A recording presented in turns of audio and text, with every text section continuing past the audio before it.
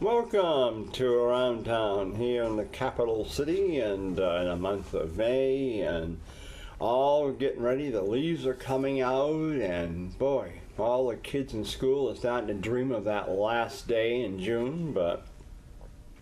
And the Kiwanis Fair is coming up, and gee, all of a sudden, I don't know, I saw 4th of July stuff already in a store, and I think, wow, we're pushing that up. But with me is Todd Larocque today from Carter Hill Orchard, and I asked him to come on because I know I always have him and his dad on before the season gets near the start. But this big thing in the paper recently about the Jamaican workers, and you have a few up there.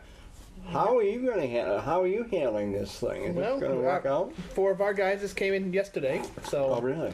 Yep, and a couple other orchards and farms have received their men. So right now it's working out pretty good, hopefully.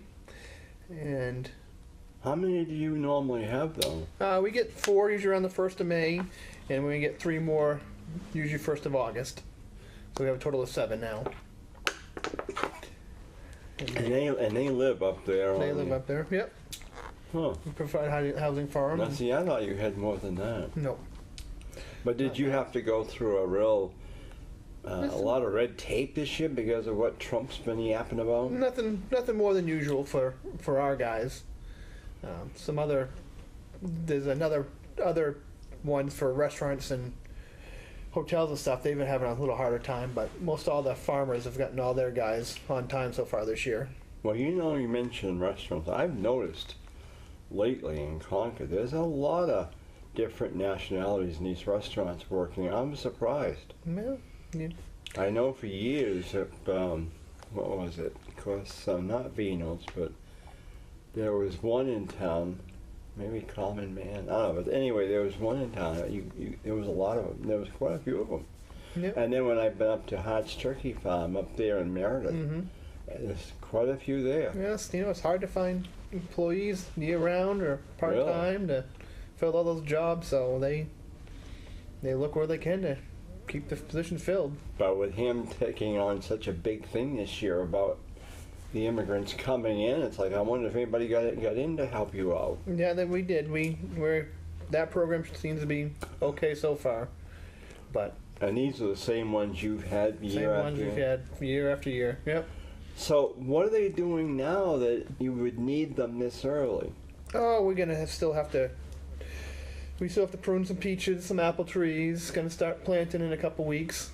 And have to get the fields ready and.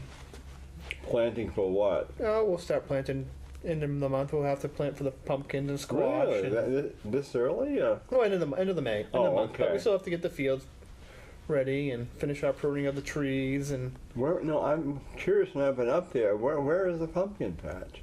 Oh, we have another field over East Concord that we got. Oh. It's not at the orchard itself. We have an off-site location that we grow the pumpkins and squash at. Okay. So it's not right there. Huh. Yeah, the peaches and apples and blueberries are right there. The squash stuff is grown.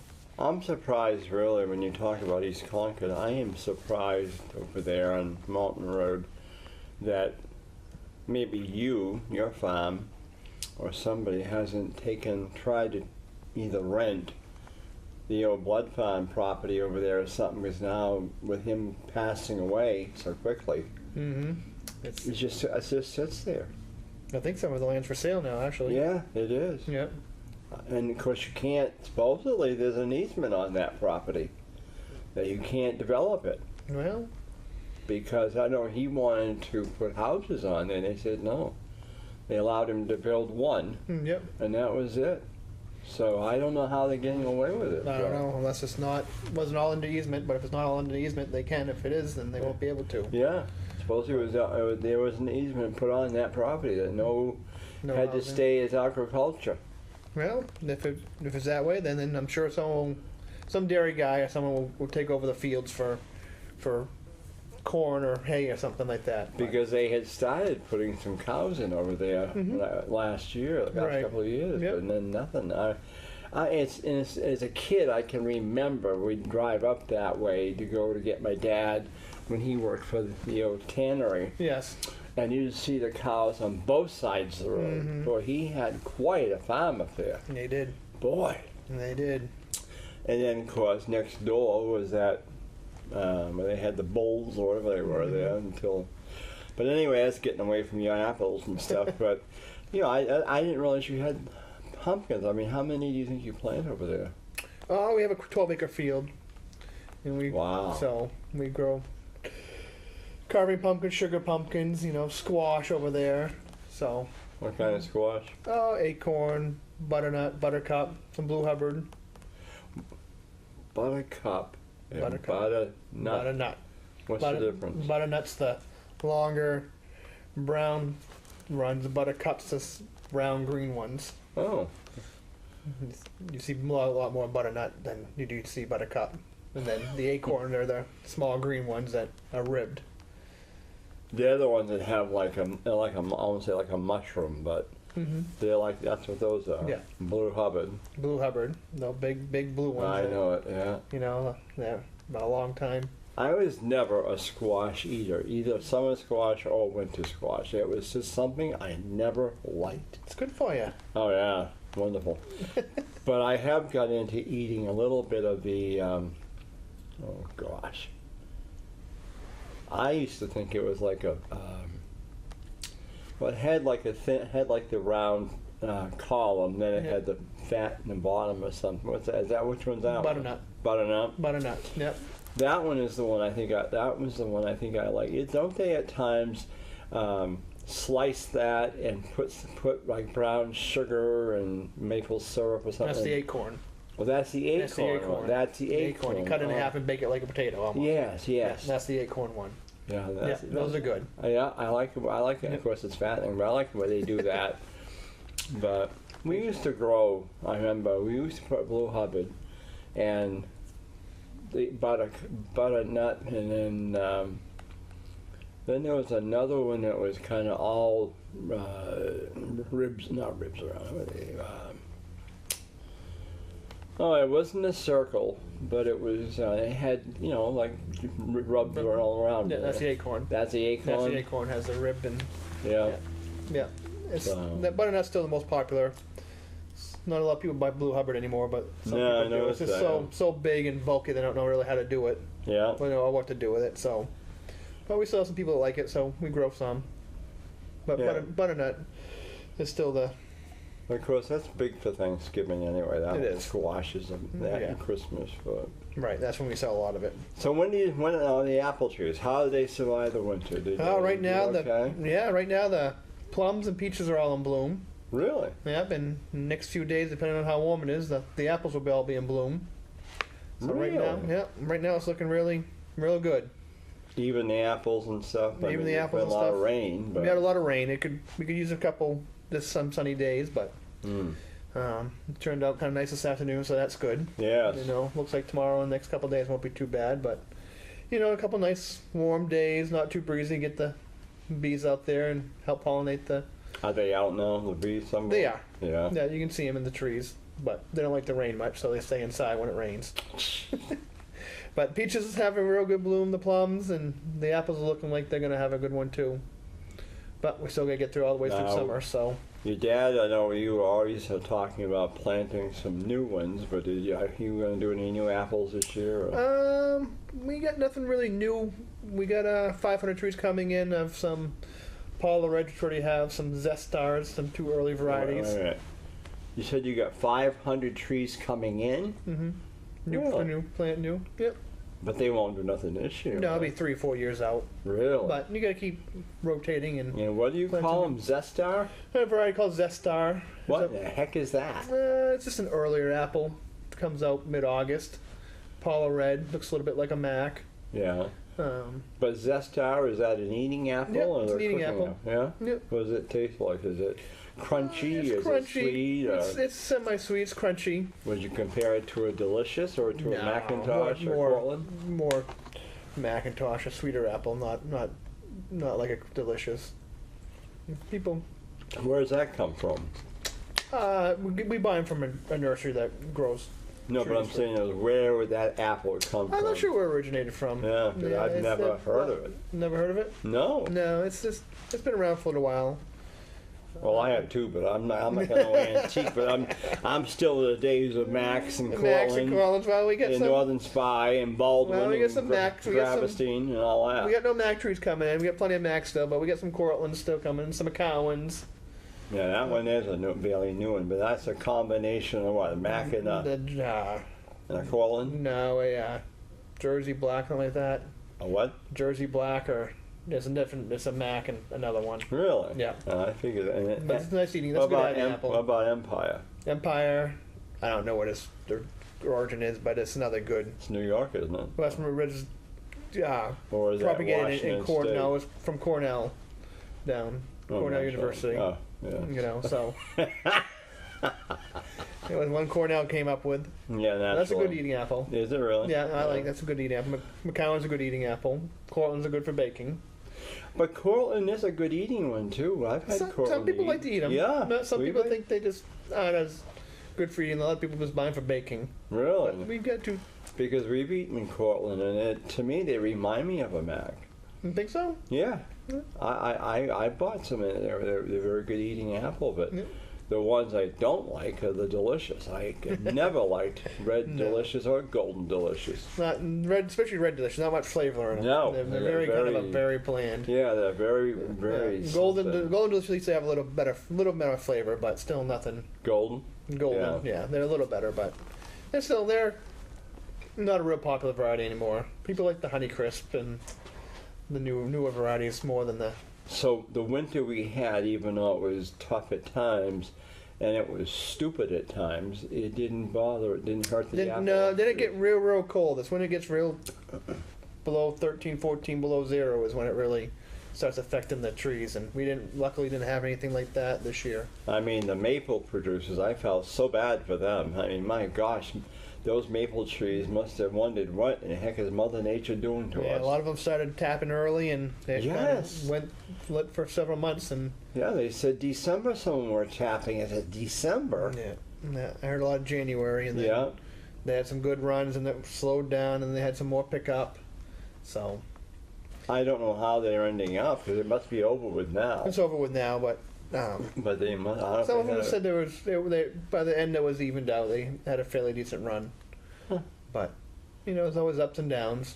Mother Nature really has screwed up big time at some. I mean, today, for instance, we have some lilac trees on our property, and they're already almost ready to bud.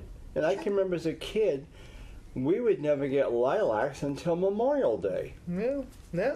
Because we would take, I remember my grandmother would take some and put them in a thing of water and put them on the graves at the cemetery because that's what she used to do. And now it's like they're ready for Mother's Day. They're ready for Mother's Day. Yeah, everything's kind of changed a little bit. Everything's a little earlier lately. But the apples, though, and then you said you also got peaches. We got peaches. That's become big major for you, though, huh? We have about 5 acres of peaches. Gee, goodness. Yep. Some plums, and then we got acre or so of blueberries. So blueberries will be out in a little while. They're not quite out for a little while longer, but the peaches are all in bloom, and they're looking really good. Plums are all in bloom, and the apples are slowly coming out. The colder weather slows them down a little bit. I love plums if they're nice and ripe. Yeah, you gotta have a ripe plum. Oh, I don't like. If they're a little green, they're sour. They're not. So they've got to be what? Black, almost black, or it depends which variety. You gotta. If there's the purple one, you want a nice, good purple color. We have some yellow varieties that you want a nice yellow than your shirt, kind of. Oh yes, Michigan colors, Yeah, see, I'm putting a Michigan Wolverine apple up there, or a Michigan Wolverine. Maybe Michigan University will make up one. You never know. I'll have to get after them. Michigan, they could. But no, I mean, I like plums, but they've got to be. They got to be ripe. Well, we've bought some in the past, and they're hard to eat. And like, gee, I thought these things were ready to eat. That's what they sell them as. Yeah, it depends. If you buy in the grocery store, sometimes they got to sit around for a few days on the counter to ripen up a little more. Yeah. Because they get shipped for so far that they don't pick them real ripe. I still can't get over the different varieties of apples I've never heard of, like Oh dear, I can see them too down there. But the names, it's like they don't even sound good. Honeycrisp. Well, no. Pink Lady. Well, that's one, but there's another one. Snow Sweet. No. Oh gosh, Ian, what's the name of those apples? You know any idea? What's the name of apples that you've ever heard of? I don't remember much of any. You already know way more than I do. I know. There were some that I can't remember. I go to the store and go, that's an apple. Yeah, I thought they were from the Fiji Islands or something. Fuji? That's it. Fuji? Yeah. It's like, boy. That's not too as popular anymore. That's kind of Died out a little bit. People really like the Honeycrisp and the Max and Cortlands, and those are the real big ones. McCowan's. Yeah. Those are real popular ones. You'll see them around in the grocery stores once in a while, but. So when's the big opening day up at the orchard? Well, it depends when the blueberries are ready, but usually around the 4th of July we'll probably open with blueberries, depending on when they're ripe, but right around that week or so. Now what about the craft store? We'll open right around about the same time probably this year, mid-July. Yeah. That's when you start making those nasty donuts? Yeah, we'll probably start around the end of July on donuts. And then peaches should be ready, hopefully, about the end of July. Nasty donuts I've never had in my life. Get out of the car. Can you smell them? What do you smell? Oh, it's disgusting donuts. And you gotta buy them. And that's why you buy a package of two every time, right? You gotta buy 2 packages at least, because one of them's already gone by the time you get home. Back out the door, of course. Darn things, you can't. It's like potato chips. You can't just eat one. You can't. No, those are. Now whose recipe is that? Your mother's, or is that you? Who did that? Because it's actually homemade. I mean, it's a homemade donut. It's just a recipe. This is the recipe we get from. Yeah. From the mix company that really bought the machine from, and my gosh, yep. Because boy, they're very good, and with it the cinnamon and cinnamon sugar on them. Yes, apple cider donuts with cinnamon sugar on top. Yeah, and it's funny because you've got other places who try to duplicate that, and it just isn't the same. Yeah, there's several other farms that make donuts, but yeah, I know. It's all personal preference. Which one you like more? Yeah, because boy, I'll tell you, it just. The donuts, the smell that gets you, boy. Right when you come up the driveway. But then you're open for the season, and then in the fall you'll have some like a harvest day up there. Yeah, we have, so we'll be open in July for blueberries. We should have peaches towards the end of the month of July. How long do they last? We can go through mid-September or later, depending on how the crop goes. Really? For peaches, yep. But August is the biggest month for them. This is really when we get most of it coming through is August. No, I've never been out to the peaches patch there. Yep. Where is that up there? We got one right across from by the playground there. Then we have a couple other smaller different blocks around the orchard. We have 3 or 4 of them now. Did the bear or the moose this year bother the trees much of the orchard? Not so far. Hopefully they'll stay away. You've got fence up there. We got a fence around the whole orchard. Yep. But don't they still get in there? They can get up the driveway. That's open, or there's another back section that has a. Have you seen any bear up in there? We haven't, not in the orchard, but I'm sure there's some around. How about moose this year? No moose so far. Deer. Really? We've seen deer around. Yeah, the moose seem to be, for a while, they were just everywhere. But we haven't seen much about them. No, I haven't seen much moose. I'm sure there's a bear out there somewhere walking around, because there's a lot of. You can stay out there. Yeah, I don't need to have it. There's quite a few deer around. Not really. If you just driving up and down the road, you'll see them usually at night crossing the street or. Out in the field. Now last year, because you weren't affected too much, I don't think, or maybe it was 2 years ago. They had that big brush fire up there. Oh yes. I know Rossview was right on the edge of it. They were on. Yeah, they were kind of concerned, but you weren't too. I think you were okay. We were okay. They're still, but they came real close to them. I was right on their road, so. Yeah. But they keep saying that we're in a drought still. But is it true? I mean, I thought with all the snow we had and the rain. I think the water table is finally getting up there. That we're getting out of the drought stage. If we go through, I think these next couple days and then have some more rain, I think they'll be pretty much all done with the drought conditions. Because boy, last year, July and August, forget it. Dry. That hurt. Oh, the lawns were awful. burnt I just got tired of watering because I said, this is stupid. Yeah, all the vegetable growers had a tough time because the vegetables weren't growing, the corn wasn't growing because they had no water to That's right. grow. Yeah. Do you do corn too? We don't do corn, no. You don't do corn? We don't grow corn. Because I know you have it up there. We have it up there. We buy it from another grower. Yeah. Yeah. Your mother is quite a baker, though. Yep. Those not raisin, but raspberry-filled Cookies, yeah. Oh, those are good too. Yeah, we were actually getting our kitchen ready today, starting to put it back together, and so she can start baking come July. So Really? Yep. Oh my God. Rainy day, had nothing to do, so we figured we'd start cleaning out the kitchen and putting it together. And Where does the cheese come from, though? You don't make cheese up there, though, right? no, we buy it from Yeah. Yancy Fancy, whoever. Yeah. We order it. No. And the cider's Cider we make right there. that's gone though from last year already, right? Oh yes, yeah. We make cider usually twice a week, right through December. So it's always fresh. But you ship it out though at the end of when you close up. Or did you have any left when you closed up at Christmas this year? No, because we wholesale it to stores and other places. Yeah. So we sold it all, and Wow. yep, we made about 40,000 gallons last year. Gee, great. Yeah. Gosh. Now was that all? Was that some of that was pasteurized, right? Or no? Yes. Yeah. Yeah. We UV treat all our cider. Has that become very popular now? Pasteurized cider? Well, you have to do it to sell to grocery stores and schools and stuff like that. They all want it to be treated, so hopefully there's no possibility of someone getting sick. So I know, isn't that changed from it's what it used to be? changed so much. Yeah, no, everything's changing. They got more and more regulations they want you to do now than Oh yeah. ever before.